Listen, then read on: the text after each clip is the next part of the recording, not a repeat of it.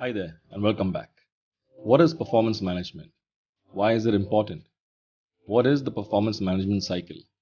What are the industry best practice in relation to performance management? Answers to all these questions and much more coming up in this video. Before we begin though, if you have not yet subscribed to my channel, then go ahead now and do that. Make sure you turn on the bell to receive notifications of new videos. I post HR and leadership related videos every week. So let's begin. The process of continuous feedback and communication between managers and their employees to ensure that the strategic goals of the organization are achieved is called performance management. The definition and execution of performance management has evolved over the years, and instead of being an annual process, it is now considered a continuous process. The goal remains the same, which is to ensure that employees are performing at their optimum cognitive ability and address any issues or concerns which might be hindering their performance. Performance management might sound very familiar and very similar to talent management. However, they have two very different purposes. Talent management is managing an employee to ensure retention in the company. On the other hand, performance management is managing an employee to ensure their performance and goals align with the organization's goal. So why is performance management important? Performance management supplements and provides evidence for the annual performance review. This equips both the employee and the manager with recorded areas of concern or strength which can be discussed at the annual review. This engagement helps enhance the overall performance of the employee.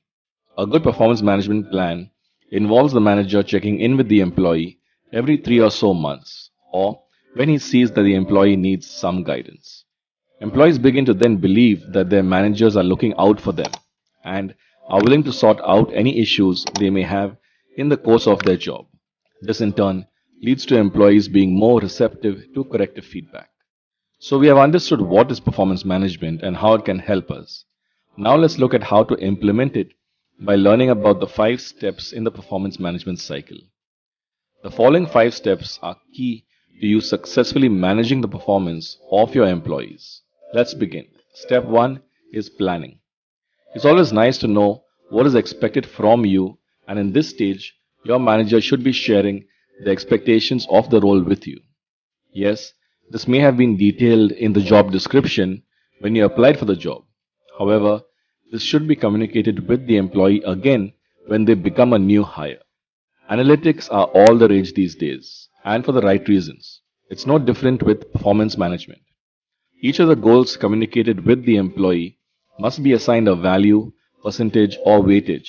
This will help calculate and evaluate the employee's performance at the end of the year using analytical evidence. These are also known as KPIs or key performance indicators. So how well an employee does at the end of the year on each of the goals assigned to them will be used as an indicator of their overall performance. As an example of a KPI, let's say drive over 50,000 website traffic per month. It's specific, measurable, achievable, relevant, and time bound. Now, the new hire has a goal and will need to come up with their own plan to achieve that goal. Now, again, as a manager, you may choose to help the employee develop a plan or not. This really depends on your management style. The next phase in the cycle is monitoring. This one is easy. If we keep going with the same example, in the monitoring phase, the manager will be monitoring if the employee is achieving their goals or targets. In this case, the target being 50,000 website visitors per month. Here's where performance management softwares come in handy, where you can track the performance of all your employees and the system can be configured with their specific KPIs. For example, then, when one employee does not achieve their target for the month, then you would receive a system generated alert. This would save you time as a manager and is more efficient than checking on each employee manually. In our example, we are talking about one employee and one KPI. Imagine managing a team of 25 employees with 5 different KPIs each.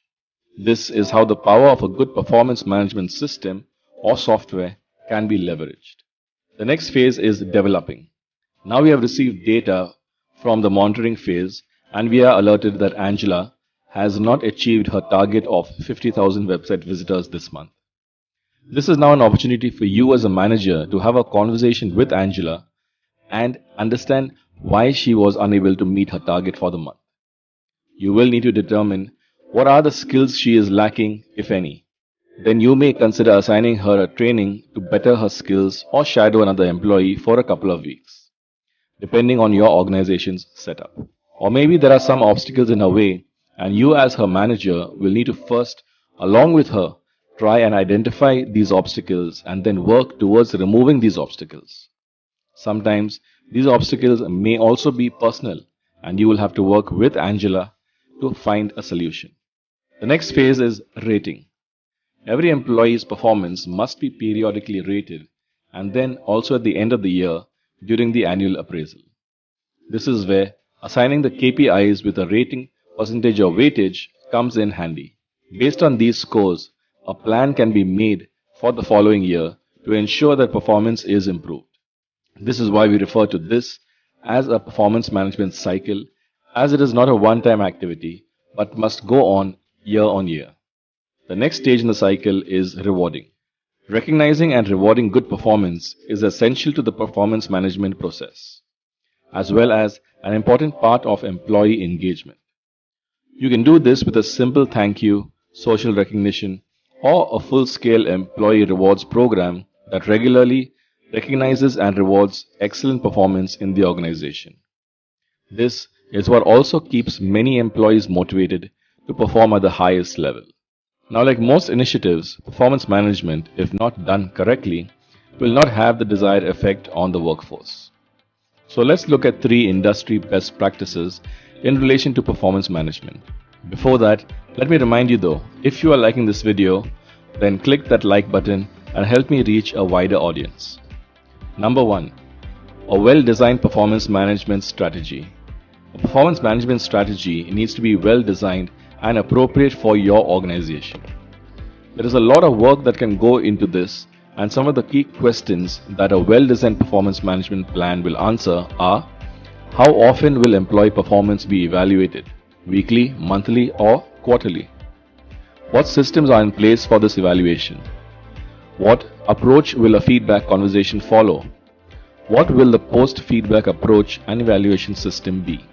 The second best practice is a culture of open and effective communication. Continuous monitoring leads to regular conversations between managers and employees about employee performance. This can be effective only when an organization has a culture of open communication and one in which employees are encouraged to raise their concerns. A culture of communication is an organization-wide responsibility, starting from top leadership and trickling down to all departments. Managers will adopt this culture and deliver honest feedback to employees, allow employees to be honest, and use that information to help them.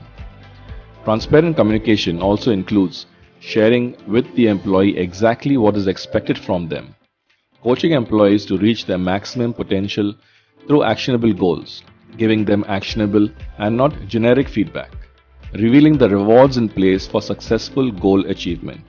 Best practice number 3. Continuous monitoring. This may sound more like a big brother form of monitoring an employee's every move and action, but that is the exact opposite of efficient performance management. In the HR context, this involves tracking employees' progress in real time and monitoring the output and outcomes an employee delivers. Interestingly, as the concept of performance management evolves, so do the practices associated with it. For instance, several organizations such as Netflix have entirely abandoned annual performance management practices for what they call fluid performance management, a more agile, continuous approach to managing performance. The key takeaway is that HR teams need to consider the alignment of an effective performance management system with managers who possess the interpersonal skills to provide feedback consistently. This then results in a highly driven workforce and in turn results in improved business outcomes. So that's the video, guys. If you found value in this video, then click the like button, subscribe to the channel. I post HR and leadership related videos every week. I will see you in the next video.